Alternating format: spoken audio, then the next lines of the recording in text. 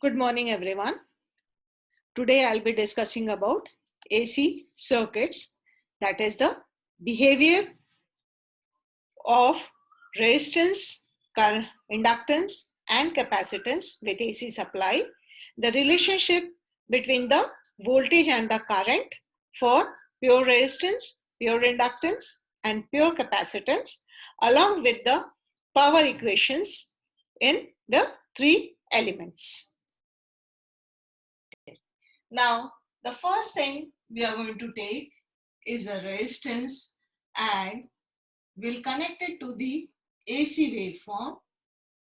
The applied voltage is given by V is equal to Vm sin omega t. The value of resistance is R and a current I will be flowing in the given resistance.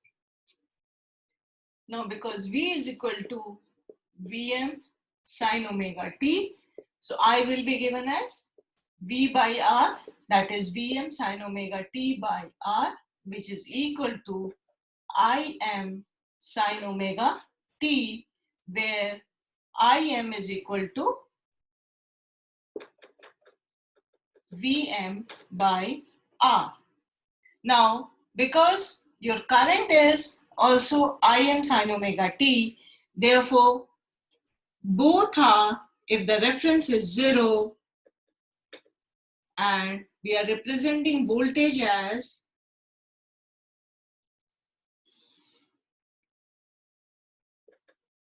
Vm sin omega t, then current will be also having the same phase but with a reduced magnitude, because this is I is equal to Im sin omega t, where Im is equal to Vm by R.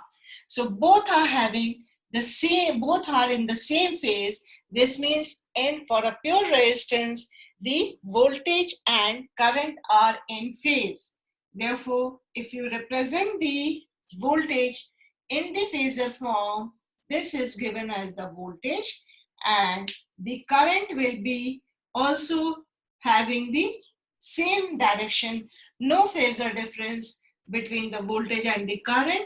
So both will be having the same, in the same direction, you'll represent the voltage and the current.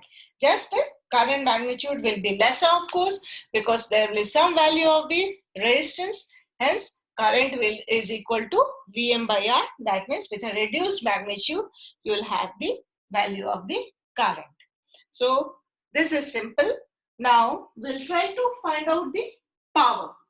Now what is the power?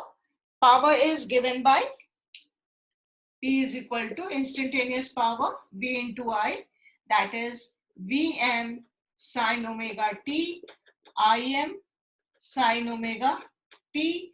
This means it is Vm Im sin square omega t, and the sin square omega t can be written as 1 minus cos 2 omega t by 2. This means it is Vm by root 2 into Im by root 2 as 1 minus cos 2 omega t. This means these are the RMS values. So Vi minus Vi cos 2 omega t. This means we have got some average power which is being consumed in the circuit, which is given by V into I, and the other quantity is pulsating at twice the input frequency. Now if we see over here, as per the waveforms, voltage is positive, current is also positive. So the power will be also positive, V into I. So instantaneous value, this will be power. Now minus, both are positive. So this is the power instantaneous waveforms. So power will be having some given average value, which will be V into I, and other one will be pulsating at twice its given frequency, that is minus Vi cos 2 omega t. So this is the behavior of simple pure resistance with respect to AC input. The voltage and current are in phase and the power is pulsating at twice the input frequency. Now next we'll see the behavior of pure inductance for an AC waveform.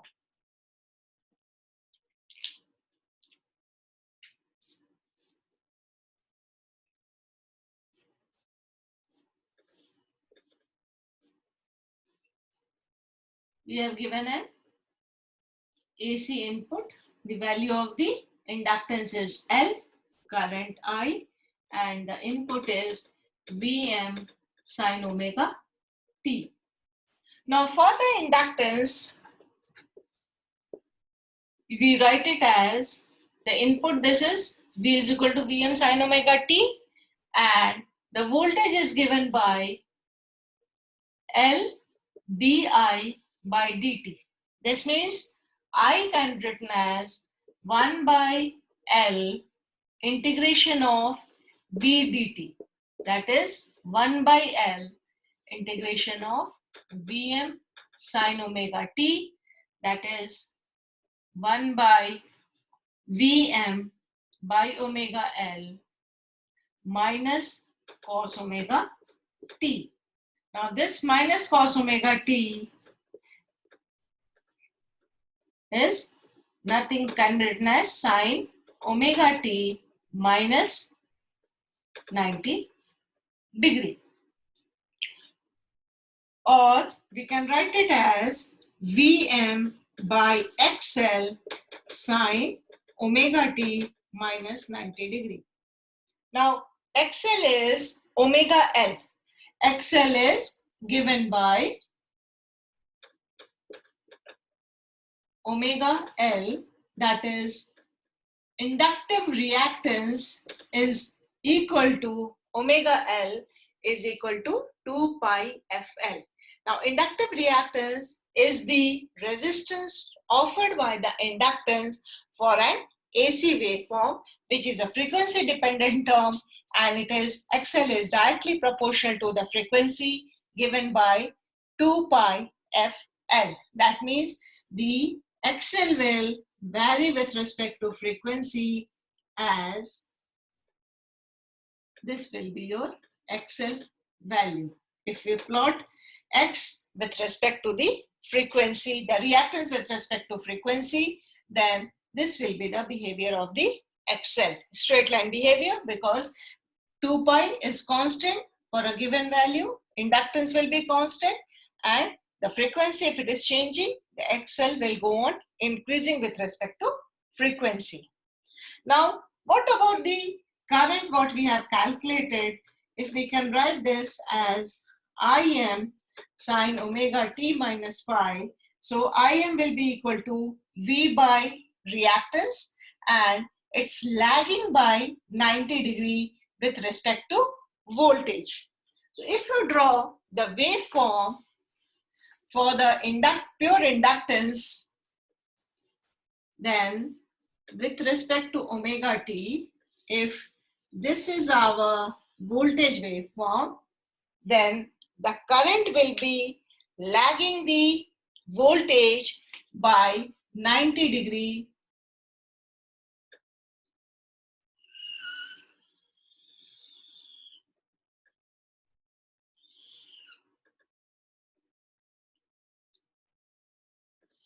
This phi is equal to 90 degrees.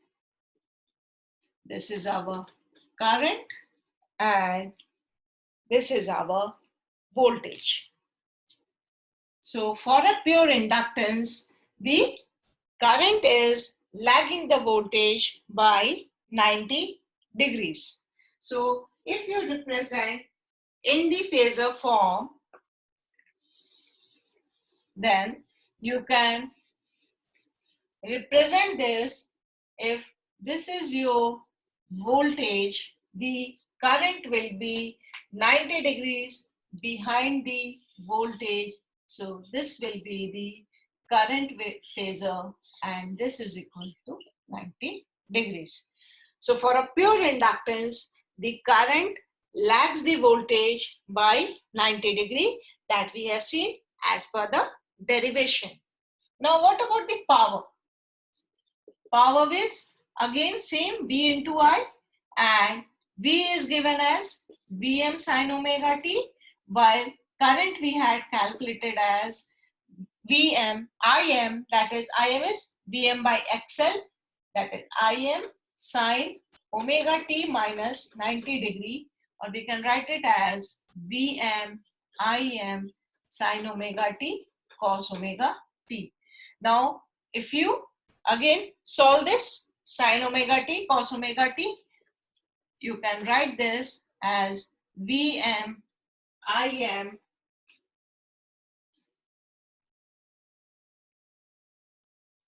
by this sin omega t cos omega t can be written as sin minus sin 2 omega t by 2.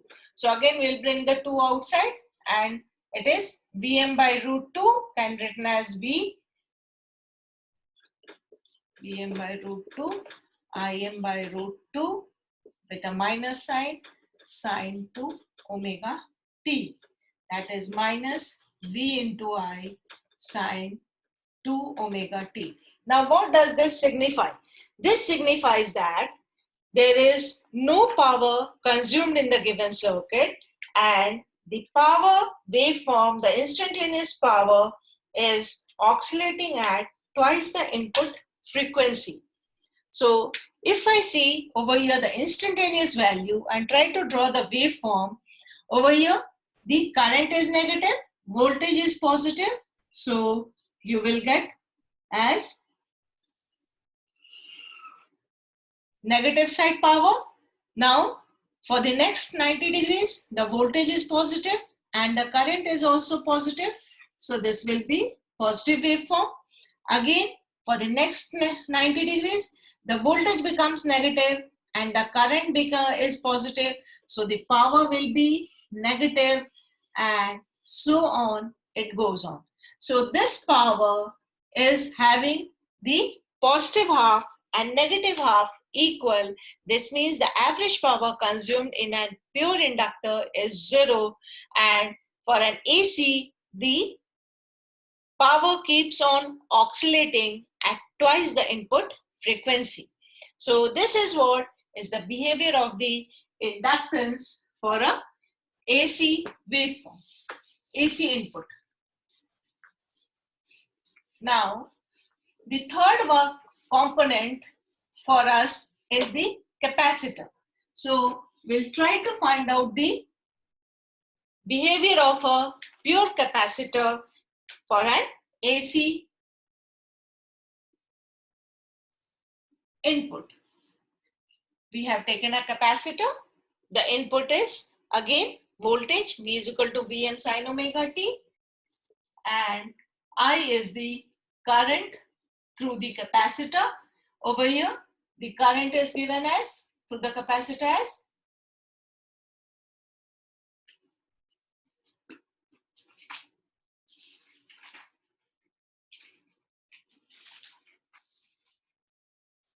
C dV by dt. Therefore this can be written as C differentiation of Vm sin omega t with respect to t. Therefore you can write it as Vm into omega c cos omega t, or we can write this as Vm by 1 by omega c into cos omega t, or Vm by xc sin omega t plus 90 degree. So over here the capacitive reactance, that is the resistance offered by the capacitor, to an AC input is given by the capacitive reactance, and this capacitive reactance is equal to 1 by omega c, that is 1 by 2 pi fc. This means for zero frequency, the capacitive reactance is maximum, and as the frequency increases, the value of the Xc decreases. Therefore, for a DC, you say that the capacitor is behaving as an open circuit, because by this derivation also, you can see that Xc is equal to 2 pi Fc. If F is equal to 0, Xc will be infinite. That means it will offer the maximum reactance to the given input. Secondly, what we are having is the current. So as per the current waveform, if you draw the waveform, suppose this is your voltage waveform,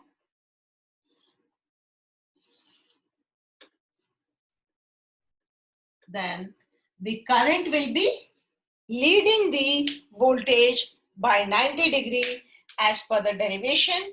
So you will have the current waveform as leading the voltage waveform by 90 degree. So this is your current waveform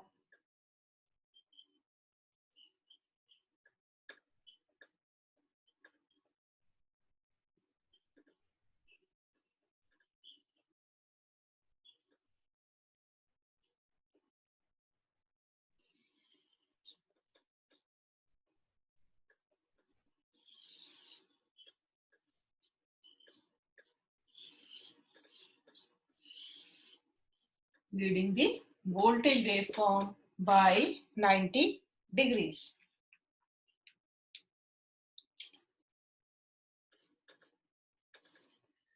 So if you draw the phasor, then you can draw the phasor as this is your voltage, and with respect to voltage, the angle is positive, and this is your I, and this will be 90 degrees. So the current leads the voltage by 90 degrees in case of a pure capacitor. Now we'll try to see again the power relationship for the capacitor. For pure capacitor, again, P will be given as V into I, that is Vm sine omega t into Im sine omega t plus 90 degree, where Im is equal to Vm by Xc, and Xc is 1 by 2 pi Fc. This can be written as Vm Im sine omega t cos omega t, and this will come as Vm Im by 2 sine 2 omega t.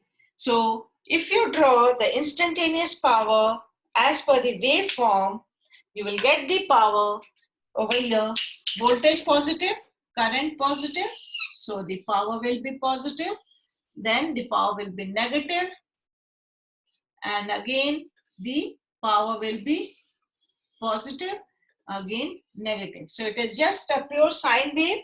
So you are having this capacitor power as pulsating power. Again, the average value is 0. This means that the power consumed by a pure capacitor is 0. There is no power being consumed, and only the power is oscillating in the capacitor, and therefore for an capacitor, the AC waveform passes through it.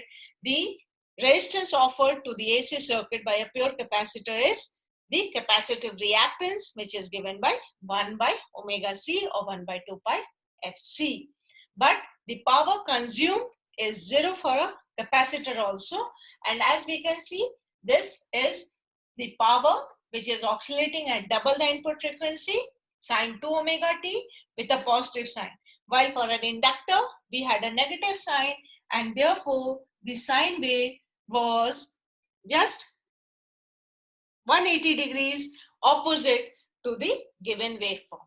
So there we are having as minus Vi sine 2 omega t. This can be written as Vi sine 2 omega t, because we can write Vm by root 2, Im by root 2, which is equal to Vi sine 2 omega t, 2 omega t. Okay. Today we have studied that in AC circuit, the resistance has the voltage and the current are in phase for a resistance. The power consumed is V into I, and the instantaneous power is fluctuating at or pulsating at twice the input frequency. For an inductor, the current lags the voltage by 90 degrees, and the instantaneous power is also fluctuating at twice the input frequency, but the average power consumed is 0. Plus the inductive reactance is equal to 2 pi FL, that we can also substitute F is equal to 0 for DC and see that XL will be 0. That's the reason we say that the inductance behaves as a short circuit for a DC supply. For capacitance, the current leads the voltage by 90 degrees and the power is consumed as 0, but it is pulsating at twice the input frequency, and the capacitive reactance is given by 1 pi 2 pi FC. When we substitute F is equal to 0 for DC, the capacitive reactance is infinite, and therefore we say that the capacitance behaves as an open circuit for DC supply.